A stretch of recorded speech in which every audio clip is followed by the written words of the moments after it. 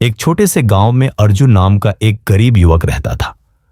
रोज वह अपने जीवन की तंगी से जूझता और आसमान की ओर देखकर सोचता, हे ईश्वर, मेरी किस्मत कब बदलेगी। उसे विश्वास था कि कहीं न कहीं उसके सवाल का जवाब जरूर है। एक दिन उसे खबर मिली कि पास के गांव में एक दिव्य संत आए हैं जो हर सवाल का उत्तर देते हैं। उम्मीद की किरण लिए अर्जुन चल पड़ा। रास्ता जंगल से होकर जाता था और अंधेरा गहराने लगा था। जंगल में उसे एक आलीशान घर दिखाई दिया। थका हुआ अर्जुन रात बिताने की इजाजत मांगने गया। घर के मालिक, एक वृद्ध सज्जन, ने उसे स्नेह से ठहरने दिया।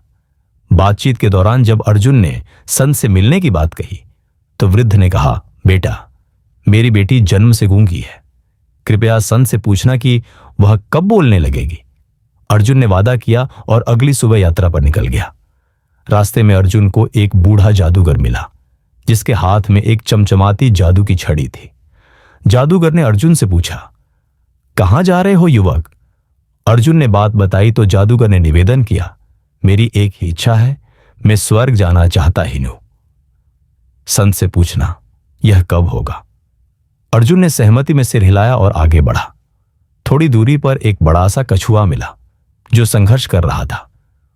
वह अर्जुन से बोला, मैं वर्षों से प्रयास कर रहा हूं पर ड्रैगन नहीं बन पा रहा हूं।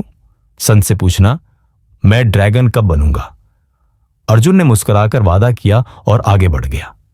संत ने अर्जुन से कहा, तुम मुझसे केवल 3 सवाल पूछ सकते हो। अर्जुन थोड़ी देर चुप रहा, फिर खुद से कहा, मेरे सवाल का जवाब मैं बाद में भी ढूंढ लूंगा, पहले दूसरों की मदद करूं। अर्जुन ने तीनों सवाल पूछे। पहला सवाल, कछुआ कब ड्रैगन बनेगा। संत ने जवाब दिया, जब वह अपने पुराने कवच को त्याग देगा।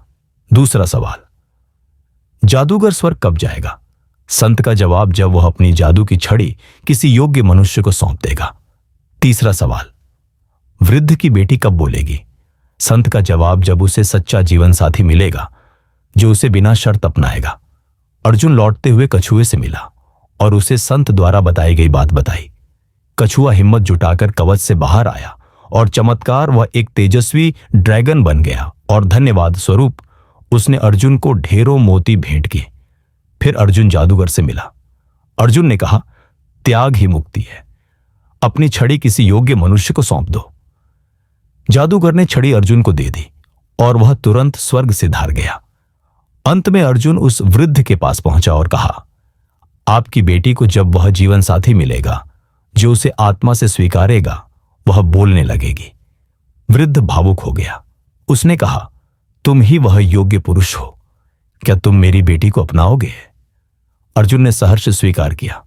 शादी के दिन जब मंत्रोच्चारण चल रहा था, वह युवती अर्जुन की ओर देखकर मुस्कुराई और कहा, धन्यवाद। वह पहली बार बोली थी। अंत में अर्जुन को सब कुछ मिल गया, दौलत, सम्मान, प्यार, लेकिन सबसे बड़ी बात यह थी कि उसने सबसे पहले दूसरों की मदद चुनी। इस प्रेरक कहानी से शिक्षा मिलती है कि जब हम दूसरों के सवालों का हल बनते हैं, तभी ईश्वर हमारे सवालों का उत्तर खुद ही दे देते हैं। त्याग ही सबसे बड़ा साधन है और सेवा सबसे बड़ा उत्तर।